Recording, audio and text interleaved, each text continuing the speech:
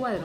Hoy, a nivel emocional sí que entendemos muy bien esa especie de abstracción surrealista, cubista, geométrica, casi collage que ha creado Picasso, pues sí que tenemos la capacidad para sentirnos emocionados, apelados por un cuadro así.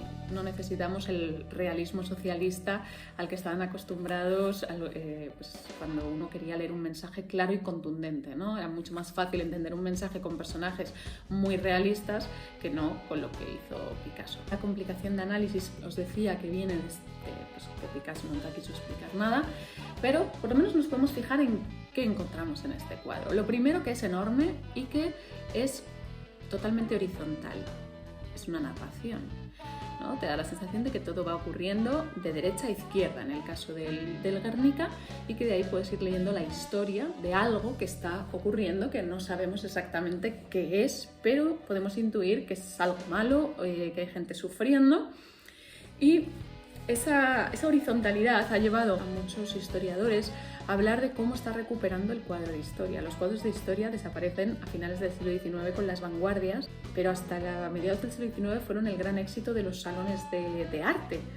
La gente le encantaba ir a ver una historia contada a través de un cuadro. Entonces normalmente, de hecho, tenían un sentido moralizante. Picasso sí que usa ese concepto así un poco narrativo. Julio Carlo Argan lo relaciona con Poussin, por ejemplo, pero él no está contando ninguna historia concreta. O sea, por mucho que el título de la obra sea Guernica, no vemos absolutamente nada que haga referencia a esa villa vasca. Además, vemos gente sufriendo, pero aunque los americanos quisieron ver al mal en el toro, nada nos indica que el toro sea el mal, ni el caballo, ni nadie. Ahí solo vemos personas sufriendo y animales sufriendo, pero no sabemos muy bien por qué. Si os fijáis compositivamente, vemos un triángulo en el centro, ¿vale? El caballo sería el vértice superior de ese triángulo, el guerrero muerto en el suelo haría la base y la mujer que llega como arrastrando la pierna hacia ese caballo pues sería la otra parte del triángulo. Luego las dos alas a la izquierda y a la derecha, que serían: a la izquierda tenemos el toro y la mujer con el niño muerto, y a la derecha una mujer en llamas y otra que parece sacar una luz de una ventana. Todo en la obra es no en blanco y negro exactamente, sino todo en tonos, en diferentes matices de grisalla, o sea, negros, blancos y muchos matices de grises para construir esta composición.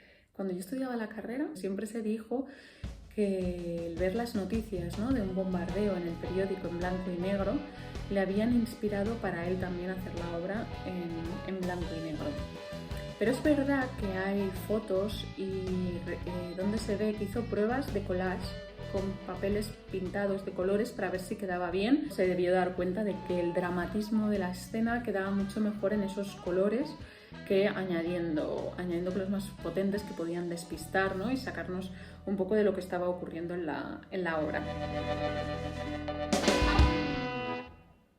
Como os decía, Picasso no dice nada, pero con su obra anterior lo dice todo, porque todos los elementos que aparecen en este cuadro, Picasso ya los había ido trabajando en cuadros anteriores. En los años 20-30 estaba trabajando todo el rato temas de toros, caballos y sobre todo el tema del pintor y la modelo. Las mujeres son importantísimas en la vida de Picasso. Fue un mujeriego incansable, misógino, probablemente maltrató psicológicamente a muchísimas de ellas, pero le obsesionaba la mujer, las pintó. Y de hecho muchos historiadores han dicho que Picasso siempre hablaba de sí mismo en los cuadros y que aquí lo que está hablando es de su situación amorosa en ese momento, que era, por un lado, él siempre estuvo casado con Olga Koklova a pesar de tener otras amantes. Olga Koklova le hacía la vida imposible, tenía su hijo Paulo, y por eso dicen que a lo mejor la mujer que se está quemando o a la que quema Picasso es Olga. Y en ese momento pues también estaba María Teresa Walter, que era madre de su hija Maya, y había comenzado una relación con la fotógrafa Dora Maar, que era su nueva amante. Entonces, bueno, se considera que todas las mujeres que aparecen en el cuadro representan a estas mujeres. Esa mujer que sale con la luz sería Dora Maar, con los ojos como lágrimas, porque ella siempre la pintó como llorando. Si esto habla de sí mismo y de su relación con las mujeres, ¿dónde está Picasso? Pues por supuesto sería el toro.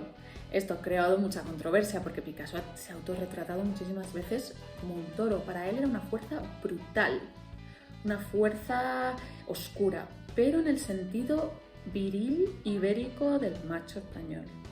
Luego, él es muy listo, tuvo una entrevista con un periodista americano que le preguntó qué significaba el toro, y él, al decir eso, el otro lo interpretó como que eso era el fascismo, que el toro era el fascismo y el toro era Franco, que luego lo intentaban desmentir los españoles que estuvieron cerca de Picasso. Claro, cuando esto se habló en Estados Unidos, no sabían nada del toreo y de lo que significaba, de la épica y la gesta que supone la lucha con el toro en España, pues para ellos obviamente el toro era el malo y el caballo el bueno, y en cambio en España el significado sería al revés, si es que eso era lo que quería decir Picasso. Picasso realmente muchísimas veces se autorretrató como un toro en sus minotauromaquias. Entonces, si él es el toro, podría de alguna manera relacionarse con Velázquez y las Meninas. Velázquez se autorretrata a sí mismo también en un lateral a la izquierda, ¿no? Y con el resto de personajes a su alrededor. Podemos encontrar todos los significados que queramos. De hecho, a raíz de esa conferencia, ese simposium que se hizo en Estados Unidos en 1947, Picasso, ya yo creo que riéndose un poco, ¿no?, de tanto historiador dando sus teorías, dijo: mira, un toro es un toro, un caballo es un caballo, y que la gente vea lo que quiere ver. Pero bueno, aún así es interesante a nivel histórico saber un poco pues las interpretaciones que se han ido dando. Juan Larrea, que fue buen amigo de Picasso, que estuvo durante el encargo, que le llevó los periódicos del bombardeo de Guernica, que le animó a pintar sobre esa tragedia, pues él lo quiso explicar siempre en clave propagandística, que es lo que la República le había pedido para el pabellón. Entonces, más bien al contrario, o sea, decía que el toro era el pueblo español, que el caballo sería el fascismo, y lo van explicando de otras maneras. O sea que realmente, como podéis ver, todos los significados son contradictorios, así que muchas veces mejor observar el cuadro y dejar que el cuadro te cuente lo que quiera. Pero creo que hay conexiones muy bonitas y muy interesantes, aparte de esta que os digo de Velázquez y las Meninas. Si os fijáis, esa figura con los brazos levantados a la derecha también conecta muy bien con otra pintura antibelicista, que fueron los fusilamientos del 3 de mayo de Goya. Se están hablando de los perdedores. No hablan aquí de los malos, al final todos somos perdedores. Y la mujer con un niño muerto en brazos aparece en todo momento, en cualquier tema que se hable de guerra, o sea, ya sea en el acorazado Potemkin, pero también, si os acordáis, en Luces de Bohemia de Valle Inclán, cuando están paseando por ese Madrid totalmente destruido, aparece también la figura de una madre con un niño muerto en brazos y ella llorando. O sea que es una imagen muy muy recurrente que podemos encontrar en muchísimos momentos de la historia del arte. También todos esos personajes apelotonados se han relacionado con la masacre de los inocentes de Rubens, que está en el Museo del Louvre, de desorden, de caos, de figuras que se entremezclan unas con otras, cada una en estilos muy diferentes, eso sí. Seguramente pensaréis rápidamente también en este tipo de cuadros que hablan del pueblo, ¿no?, como La libertad guiando al pueblo de Delacroix, pero también en esos cuadros de historia que, en vez de fijarse en historias del pasado que se usaban a lo mejor simbólicamente para hablar de sucesos del presente, se coge un suceso moderno, contemporáneo, lo conviertes en un tema importantísimo, ¿no? Algo que parece menor se convierte en algo enorme, que es el caso, por ejemplo, de la balsa de la Medusa de Jericó, que fue de las primeras veces, ¿no?, que un pintor se atrevió a hacer un cuadro basado en una noticia de un periódico que tampoco tenía más trascendencia. Pues bueno, esas son todas relaciones interesantes a la hora de entender en qué tipo de arte o qué tipo de historia está contando Picasso. Además, José Luis Alcaine, el director de fotografía, va a hacer también una relación muy interesante con la película que se hizo de Adiós a las armas, basado en la novela de Hemingway. Picasso y Hemingway eran amigos, fueron presentados por Gertrude Stein, y probablemente la película estaba en esos años en los cines, es probable que él la fuese a ver, y es verdad que hay una escena de bombardeos en la que aparecen todos los elementos de este cuadro. Una mano como tirada en el suelo, como la del guerrero, mujer con un niño que sale despavorida, mujer gritando y clamando al cielo que dejen de bombardear, animales heridos, también la paloma, esa paloma que al estar casi negra no se ve entre el toro y el caballo, que siempre se ha hablado enseguida, por ser Picasso, de que puede ser un símbolo ya de la paz, ¿no?, de que hay una esperanza en la guerra.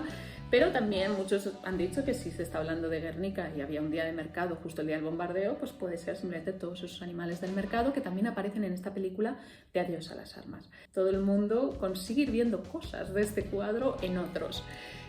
Lo que pensase Picasso en ese momento, lo que vio o no vio, ya es cosa suya.